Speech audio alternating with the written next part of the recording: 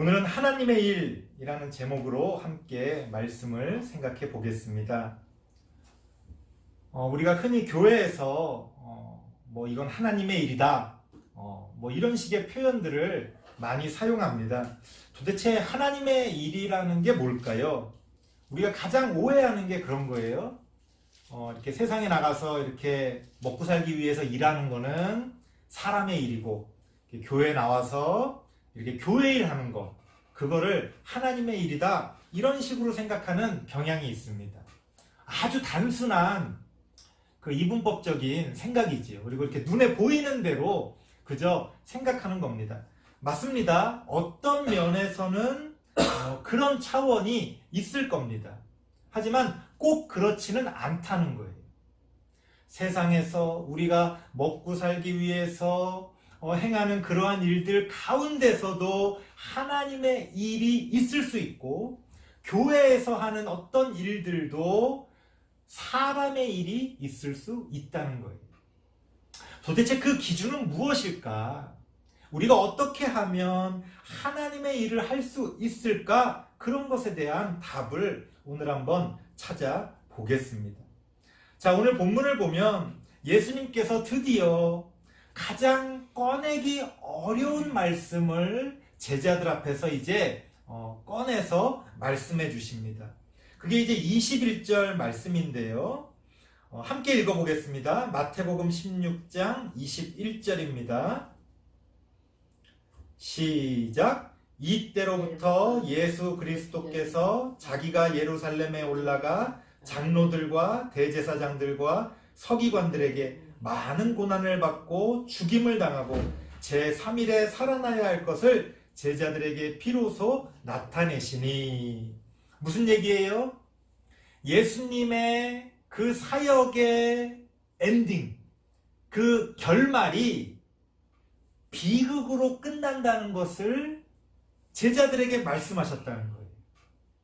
세상에 비극 좋아하는 사람이 어디 있습니까? 물론 우리가 어떤 세익스피어 문학 작품에서 어떤 4대 비극 이런 식으로 그런 문학 작품을 얘기합니다만, 사실은 우리의 일상생활에서는 아무도 그런 비극을 원하지 않습니다. 드라마만 보더라도요, 옛날에는 그래도 어떤 좀 비극적인 그런 결말들이 좀 있었어요. 죽으면 안 될 것 같은 어떤 중요한 인물들도 마지막에 죽는 경우들이 옛날에는 그래도 덜어 있었습니다. 요새는 어떻습니까? 안 죽어요. 안 죽어요. 시청자들이 가만히 있질 않습니다. 절대 죽이지 마라. 안 된다. 둘을 결혼시켜라. 해피엔딩으로 끝나야 된다. 왜 그래요? 사람들이 그런 어떤 비극을 보고 싶지 않은 거예요. 우리 삶에서도 그런 비극들이 많은데, 내가 드라마 보면서까지 그런 비극을 봐야 되겠냐? 맞습니다. 그런 마음들이 우리한테 있지요. 저만 해도 당연히 그런 비극보다는 해피엔딩을 좋아합니다. 예수님을 따르던 제자들은 어땠을까요? 예수님의 삶에 자신들의 인생을 바친 거예요. 내 직업을 다 버리고 가족들을 버리고 예수님에게 자신의 인생을 쉽게 말해서 올인한 겁니다. 예수님이 성공하면 나도 성공하는 거고, 예수님이 실패하면 나도 실패하는 거예요. 자, 그런 상황 가운데서 제자들의 기대는 한껏 올라가 있었어요. 예수님이 이렇게 인기를 얻고 이렇게 능력을 보여주고 수많은 사람들이 몇천 명씩 이렇게 예수님을 따르고, 이제 이대로 예루살렘으로 전진해서 이제는 우리가 로마로부터 독립하고 예수님께서 다윗과 같은 그런 왕이 되시겠구나. 예수님은 우리의 왕이시다. 이런 어떤 소망을 가지고 예수님을 따르고 있었다는 거예요. 아마 쉬는 시간에 식사 끝나고 3, 4, 5 모여서 너나 할 거 없이 앞으로 우리의 미래가 어떻게 펼쳐질지 그런 것들을 이야기했을 겁니다. 성경의 다른 부분을 보면 그런 이야기 나오잖아요. 나중에 예수님이 왕이 되시면 너는 무슨 장관을 맡아라, 너는 총리를 맡아라. 서로 그런 꿈에 부풀어 있었다는 거예요. 자, 그런 꿈에 부풀어 있는 나랑 너무 친한 내 가족보다도 더 가족 같은 그 사람들에게 이제 나의 결말이 비극으로 끝날 수밖에 없다는 것을, 우리의 지금 이 여정의 결말이 아무도 원하지 않는 그런 어떤 엔딩으로 끝날 수밖에 없다는 것을 예수님이 힘들게 그 얘기를 꺼내신 거예요. 결국 나는 고난을 받고 죽임을 당하고 3일 만에 부활할 것이다, 이렇게 말씀을 하신 겁니다. 아마도 예수님께서는 이거를 말씀하실 때 이게 그렇게까지 비극은 아니지 않나? 이렇게 생각하셨을 수 있어요. 왜? 죽긴 하지만 부활하니까. 그런데 제자들이 듣기에는 뭐만 들려요? 고난을 받고 죽는다는 얘기만 들리는 거죠. 자신들이 원하는 미래가 아니었던 겁니다. 하나님이 아무리 그 결말에 어떤 의미가 있다고 말씀을 하셔도 내가 원하는 결말이 아니었던 거예요. 아까 말씀드렸던 드라마도 그런 거죠. 아마 어떤 작가들마다 나름의 어떤 자신들이 꿈꾸고 자신들이 그리는 결말이 있을 겁니다. 하지만 시청자들이 이걸 바라지 않는 거예요. 결국은 뭐 요즘 같은 대중문화 시대에서는 그런 어떤 독자들, 그런 어떤 시청자들을 무시할 수 없다 보니까 또 그것들을 많이 반영하는 경우가 있습니다만, 아마 많은 작가들은 그 작가들 나름의 그 어떤 의미를 그 결말에 부여하려고 할 겁니다. 어떻게 보면 그게 진정한 문학이죠. 하나님도 마찬가지입니다. 우리의 인생에 예수님을 통해 어떤 새로운 의미를 부여하기 위해 예수님을 이 땅에 보내주신 거예요. 하지만 사람들은 무엇을 원합니까? 자신이 원하는 결말을 원하는 거예요. 무슨 뭐 의미가 어떻고 뭐 문학이 어떻고 뭐 상징이 어떻고, 아우 골치 아파. 내가 원하는 결말을 보여달라. 그게 여전히 많은 사람들이 원하는, 대중들이 원하는 그런 어떤 요구였다는 거예요. 예수님은 조심스럽게 그래도 내가 고난을 받고 죽기는 하지만 결국은 부활해서 하나님의 영광을 드러낼 것이다, 그렇게 제자들에게 말씀하시고 가르치셨습니다. 하지만 제자들은 뭐 부활이라는 말 귀에 들어오질 않는 거예요. 예수님이 왕좌에 오르시기를 바라서 지금 예수님을 따르고 있는데 결국은 죽는다니 나중에 부활해봤자 무슨 소용인가? 예수님이 결국 죽는다는 이야기가 그들의 뇌리를 굉장히 크게 강타한 거죠. 다른 소리가 들리지 않는 거예요. 어떤 의미도 필요가 없는 거예요. 그래서 베드로가 대표로 예수님께 나섭니다. 평소 같았으면 감히 예수님께 그렇게 따지듯이 묻지 못했을 텐데 얼마나 충격을 받았는지 베드로는 뭐라고 말합니까? 22절 말씀 보니까 베드로가 예수를 붙들고 항변하여 아주 강하게 따지듯이 예수님께 말했다는 거예요. 안 됩니다. 그게 말이 됩니까? 주여 그리하지 마옵소서. 예수님 그렇게 하시면 안 됩니다. 이런 일은 결코 예수님께 일어나지 않을 것입니다. 그렇게 따지듯이 항변하며 예수님에게 이야기했다는 겁니다. 말만 들어보면 어이구 어떻게 그런 일이 예수님께 일어난단 말입니까? 그런 일이 있으면 안 되지요 라고 말한 것 같지만 가만히 문맥을 살펴보면 항변한다는 표현을 통해서도 우리가 알 수 있습니다만 지금 베드로는 예수님을 걱정하고 있는 게 아니에요. 지금 제자들은 예수님을 걱정하고 있는 게 아니에요. 예수님을 걱정하는 것처럼 말하고 있지만 실제로는 누구 걱정을 하는 거예요? 자기들 걱정을 하는 거죠. 자기들. 정말 예수님을 걱정하면요, 이렇게 항변하듯이 말하지 않죠. 자기를 걱정하기 때문에 화를 내며 따지듯이 그렇게 예수님께 이야기하는 겁니다. 그게 말이 됩니까? 어떻게 그런 일이 벌어질 수 있습니까? 왜요? 왜 그런 일이 벌어지면 안 됩니까? 내가 생각하는 결말하고 다르기 때문에 그래요.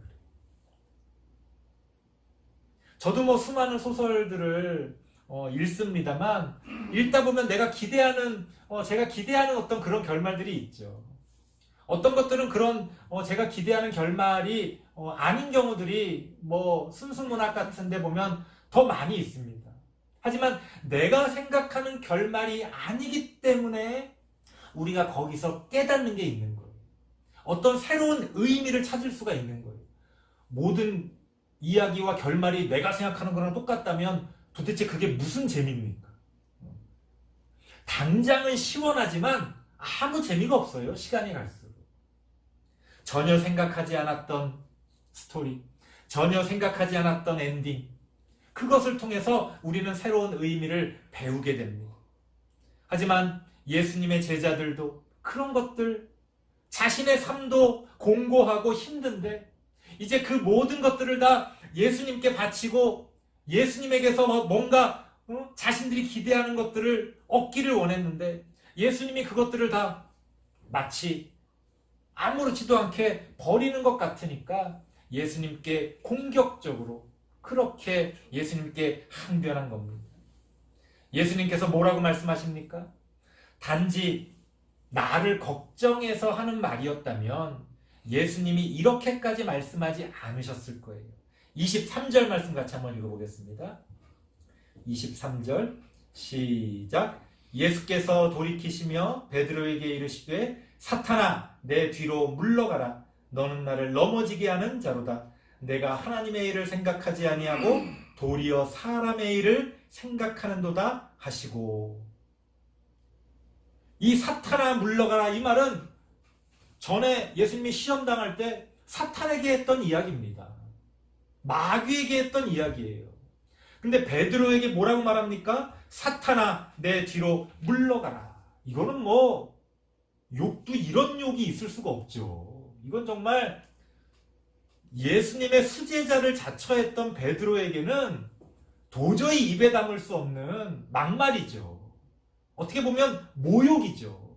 베드로로서는 도저히 받아들일 수 없는 그런 반응을 예수님이 하신 거예요. 왜 그렇습니까? 그만큼 지금 이 상황이 굉장히 서로 불편하고 서로 화가 나는 상황이었다는 거예요. 단지 예수님이 얘들아 미안해. 나 결국 하나님의 뜻을 따라 십자가에서 죽고 그렇게 끝날 것 같아. 제자들이 아이고 어떡해요. 예수님이 그런 고생을 하시다니 그러면 안 되는데 이런 분위기가 아니었다는 거예요. 서로 살벌하게 하나님의 뜻과 사람의 뜻이 충돌하는 그러한 지점이었다는 겁니다. 그래서요 이렇게 뭐 정치적으로도 그렇고 뭐 회사에서 어떤 뭐 경영의 문제를 할 때도 마찬가지입니다. 우리는 언뜻 그런 생각이 들잖아요. 왜 저 리더는 저렇게 행동할까? 저 사람이 저런 사람이 아니었던 것 같은데 왜 저런 식으로 좀 이렇게 어떤 일반 대중들의 생각과는 다르게 왜 저런 식으로 행동할까? 그럴 수밖에 없는 지점이 있어요. 그 사람의 측근들, 그 사람을 따르는 사람들, 그 사람을 지지하는 그 지지자들의 그 의견을 넘어서기가 어려운 거예요.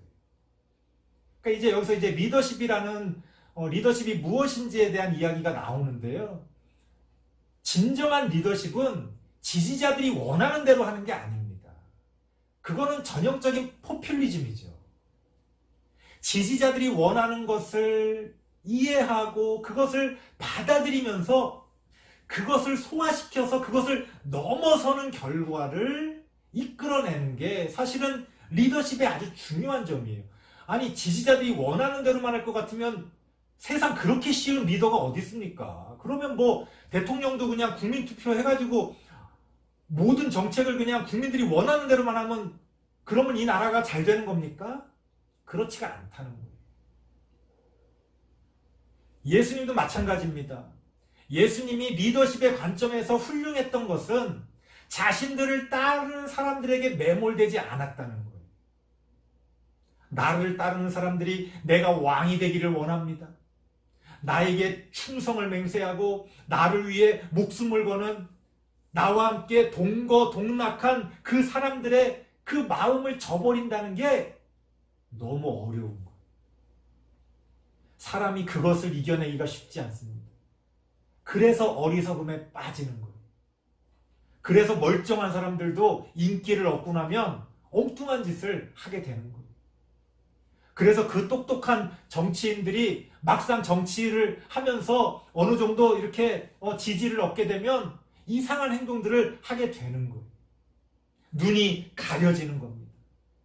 자기가 무엇을 해야 할지, 자기가 지금 왜 그 위치에 서 있는지를 까먹어 버리는 거예요. 왜? 그 주변의 사람들의 생각과 그 마음들에 귀가 가려지고 눈이 가려지는 거예요. 예수님께서는 단호하게 말씀하십니다. 아마 저 같았어도 베드로가 이렇게까지 얘기하면 그러냐? 아 그래 지금은 받아들이기가 힘들겠지. 우리 나중에 좀 다시 얘기해보자. 아마 저 같았으면 좀 적당히 좀 그렇게 이야기했을 거예요. 예수님은 뭐라고 말씀하십니까? 사탄아 내 뒤로 물러가라. 베드로가 상처를 받아서 떠나는 한이 있더라도 양보할 수가 없는 거예요. 왜요? 이것은 하나님의 일과 사람의 일이 충돌하는 거기 때문에 양보가 있을 수가 없는 거예요. 하나님의 일을 어떻게 양보합니까? 하나님의 일을 어떻게 타협합니까? 이거는 타협할 수 있는 문제가 아니었던 거예요. 그래서 예수님은 강하게 그렇게 베드로에게 말씀하셨던 겁니다.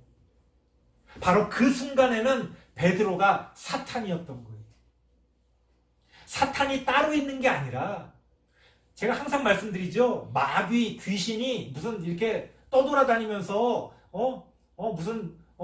무슨 귀신 영화에 나오는 것처럼 우리를 무섭게 하는 게 아니라 그런 어떤 사탄의 역사가, 그런 마귀의 힘이 우리 안에서 어떠한 악한 영향력을 발휘할 때 내가 사탄이 되는 거예요. 어제까지는 제가 멀쩡했어도 오늘 왜 그랬는지 내 마음이 콱 닫혀져서 내 눈이 휙 돌아가서 전혀 나답지 않은 어떤 일들을 벌인다면 그 순간엔 제가 사탄이 되는 거예요. 아, 저 사람이 그런 사람이 아닌데? 그런 사람이 따로 있는 게 아니에요.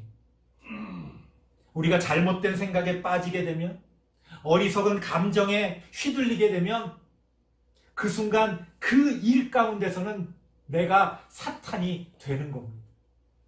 베드로가 본래 사탄이었다는 게 아니라, 베드로가 나중에도 사탄의 어떤 일들을 한다는 게 아니라 지금 이 순간, 예수님께서 지금 십자가와 부활을 가르치시는 이 순간, 그것을 가로막는 베드로의 그러한 주장은 사탄의 일이었다는 거예요. 그렇기 때문에 예수님이 베드로에게 그렇게 말씀하신 겁니다. 인간적으로는 베드로를 너무 사랑하시지요. 인간적으로는 베드로를 싫어하시는 게 아니에요. 하지만 하나님의 일을 생각할 때는 양보할 수 없는 거예요. 하나님의 일을 생각할 때는 타협할 수가 없는 겁니다. 그래서 베드로에게 사탄아 너는 나를 넘어지게 하는 자로다. 그 베드로의 잘못된 생각을 꾸짖고 계시는 겁니다. 그러면서 그렇게 베드로가 잘못된 그런 사탄의 그러한 어떤 영향력에 빠진 이유를 말씀하시는데요. 너가 하나님의 일을 생각하지 않고 사람의 일을 생각하기 때문에 그러는구나. 이렇게 말씀하십니다. 베드로가 하나님의 일을 생각했다면 이러지 않았을 텐데 사람의 일을 생각하기 때문에 이렇게 하는구나. 그 이유를 그렇게 말씀하십니다. 여기서 이제 맨 처음 설교에서 제가 말씀드렸던 우리의 질문으로 돌아가게 됩니다. 그러면 하나님의 일이라는 거는 뭐고 사람의 일이라는 거는 뭐냐? 아까 앞서 제가 말씀드렸습니다. 사람의 일이 따로 있고 하나님의 일이 따로 있는 게 아니에요. 겉으로는 알 수가 없어요. 많은 사람들이 오해합니다. 다양한 어떤 신앙적인 스펙트럼을 가진 그런 사람들도요, 가만히 이렇게 살펴보면 그 열심히 따는 사람들의 모습 가운데서 가장 많은 오해가 뭐냐면 이런 거예요. 어떤 사람은 야, 그래도 돈이 있어야 하나님의 일을 할 수 있지, 이렇게 이야기를 해요. 어쨌든 하나님의 일을 하려면 돈이 필요하잖아요. 그러니까 돈이 있어야 하나님의 일을 할 수 있지, 이렇게 주장을 합니다. 또 어떤 사람은 반대예요. 아니, 하나님의 일이 어떻게 돈으로 되냐? 돈이 전부가 아닐 뿐더러 돈이 없어도 하나님의 일을 할 수 있다. 그러면서 어떤 사람은 돈을 귀하게 여기고 어떤 사람은 돈을 터부시하는 거예요. 자, 어떤 게 맞습니까? 언뜻 보면 돈을 중요하게 생각하는 사람은 좀 세속적인 것 같고, 좀 돈을 이렇게 터부시하는 사람을 보면 뭔가 좀 사람이 거룩한 것 같아요? 아니에요. 그것과 전혀 상관이 없어요. 돈을 중요하게 생각하는 건 또 어떻고, 돈을 중요하게 생각하지 않는 건 어떻다가 아니고, 하나님의 일은요, 어떤 상황에서는 돈이 필요하고 어떤 상황에서는 돈이 필요하지 않아요. 그러니까 돈이 결부됐냐 결부되지 않았느냐를 가지고 그게 하나님의 일이냐 아니냐를 판단할 수 없다는 거예요. 겉으로 보이는 것만 봐서는 어떤 게 하나님의 일인지 사람의 일인지를 알 수 없다는 거예요. 그래서 예수님이 뭐라고 말씀하십니까? 너가 하나님의 일을 생각하지 않고 너가 사람의 일을 생각하는구나, 이렇게 말합니다. 이게 무슨 얘기냐면 우리의 가치관과 우리의 마음가짐에 따라서 하나님의 일과 사람의 일이 그때그때 달라진다는 거예요. 정말로 하나님의 일을 생각하는 사람은요, 하나님의 일이 되어지기 위해서 필요한 것들을 그때그때 판단합니다. 어쩔 때는 돈이 중요하고요, 어쩔 때는 돈이 덜 중요해요. 그걸 판단할 수가 있어요. 자, 이걸 판단할 수 있는 사람은 어떤 사람입니까? 하나님의 일을 생각한다는 사람. 하나님의 일을 생각하는 사람이 어떤 사람이에요? 전혀 다른 차원에서 예수님이 우리에게 어떤 기준을 말씀하십니다. 24절 말씀이 오늘 결론입니다. 24절 말씀 같이 한번 읽어보겠습니다. 시작. 이에 예수께서 제자들에게 이르시되 누구든지 나를 따라오려거든 자기를 부인하고 자기 십자가를 지고 나를 따를 것이니라. 무슨 얘기예요?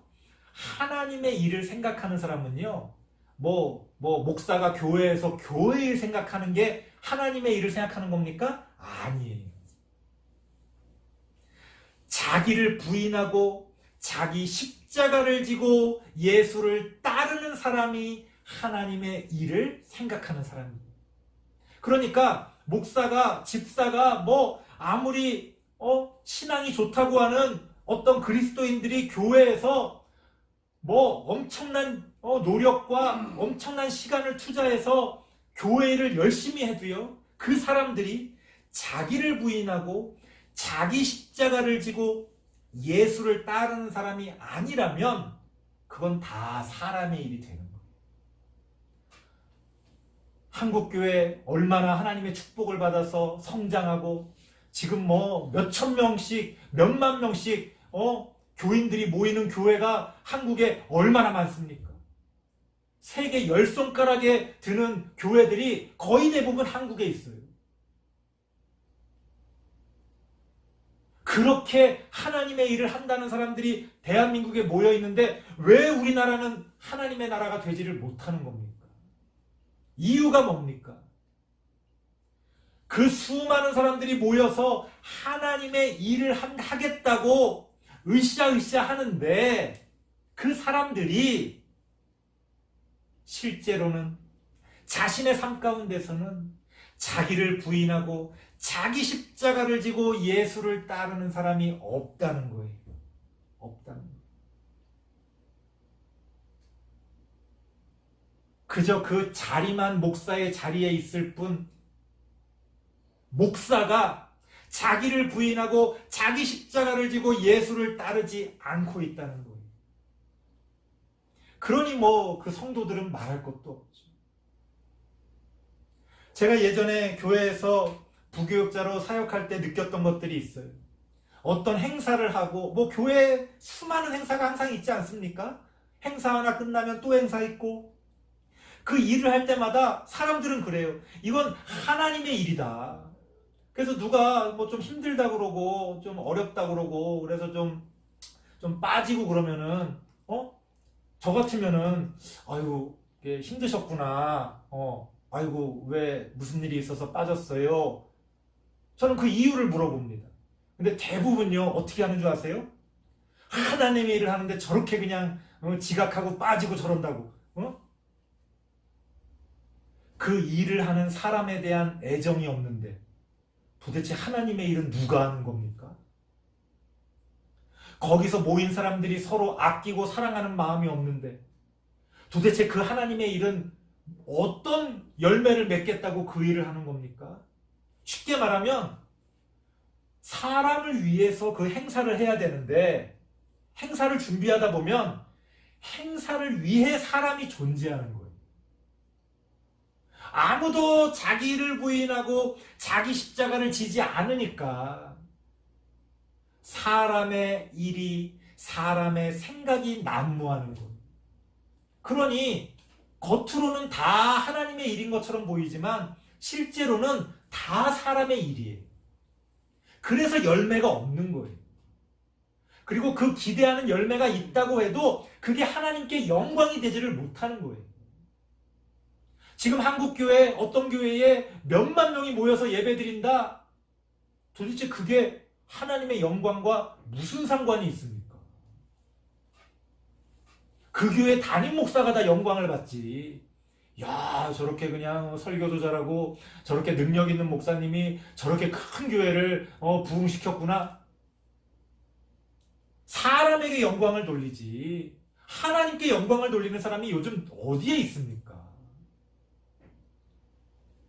심지어는 하나님께 영광을 돌릴 자리에 있는 사람들조차도 마치 그것을 자기가 한 것이냐 하나님의 영광을 가로채지 않습니까? 그래서 목사가 교회를 크게 키우면 월급이 막 더 많아지고 더 좋은 차를 타고 그게 하나님의 영광 가로채는 거 아니에요? 자기가 그 교회를 부흥시켰다고 생각하니까 그런 대접을 받는 거 아니에요? 그러한 모습 가운데 어디에 하나님의 일이 있냐는 거예요. 누가 하나님의 일을 생각하고 있냐는 거예요. 결국 하나님의 일은 누구를 통해서 행해지는 겁니까?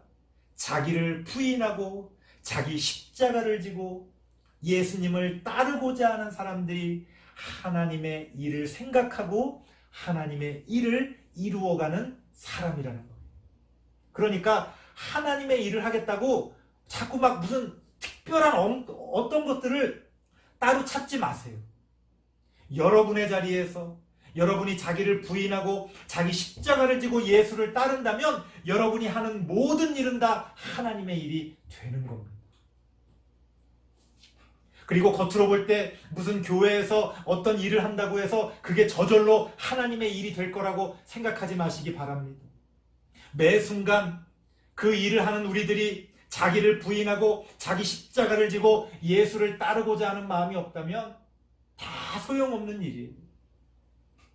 사람의 일에 불과한 그렇게 돼버릴 수밖에 없다는 겁니다. 설교를 마치겠습니다. 지금 우리에게서는 하나님의 일이 일어나고 있습니까? 지금 우리는 하나님의 일을 생각하고 있습니까? 무엇을 생각하고 무엇을 붙들고 살아가고 있습니까? 혹시 지금 우리의 모습을 예수님이 보신다면 사탄아 내 뒤로 물러가라 그렇게 말씀하시지는 않을까요? 우리는 그런 어떤 이 세상에 그러한 어떤 복잡한 일들에서 잠시 물러나서 내가 지금 하나님 앞에서 자기를 부인하고 자기 십자가를 지고 예수를 따르고 있는지 우리의 모습을 먼저 돌아보는 그런 시간이 되기를 바랍니다. 자기를 부인하고 자기 십자가를 지고 예수를 따르는 사람이 하나님의 일을 생각하는 사람이고 하나님의 일을 이루어가는 사람입니다. 그렇게 하나님의 일을 생각하고 이루어가시는 우리 모든 성도님들 되시기를 바랍니다. 기도하겠습니다. 하나님 감사합니다. 우리는 지금 무엇을 생각하고 무엇을 이루며 살아가고 있습니까? 하나님을 생각하고 하나님의 일을 이루겠다고 하지만 결국 사람의 일을 생각하고 사람의 일을 이루어가고 있지는 않습니까? 다른 무엇보다도 자기를 부인하고 자기 십자가를 지고 예수를 따르는 그런 우리들이 되어질 수 있도록 하나님 함께 하여 주시옵소서. 예수님의 이름으로 기도드리옵나이다. 아멘.